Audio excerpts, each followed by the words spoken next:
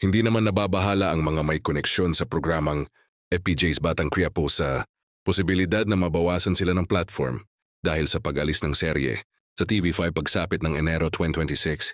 Mas ikinabigla pa nila ang biglaang pagkawala ng ABS-CBN entertainment channel sa YouTube na may higit 56 million subscribers.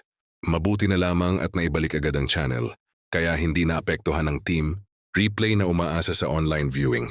Samantala, nakatulong din na napapanood pa rin ang mga episodes ng Batang Quiapo sa CCM Film Productions Channel habang pansamantalang offline ang Kapamilya YouTube.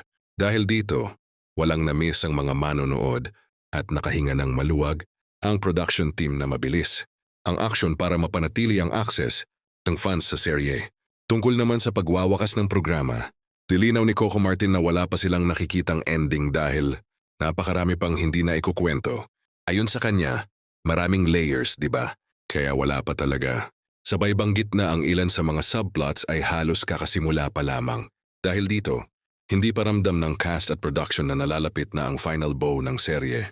Pagamat, usap-usapan ang posibilidad na magtapos ang Batang Quiapo sa Marso 2026.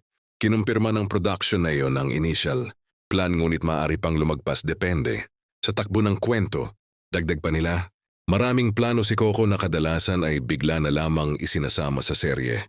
Nakasanayan na ng team na nanggugulat siya sa dami ng ideyang gustong idagdag. Sa ngayon ay puspusan ng taping ng serye dahil 2 linggong nawala si Coco matapos magbakasyon sa Spain kasama si Julia Montes. Upang hindi maantala ang airing, humahabol sila sa production schedule.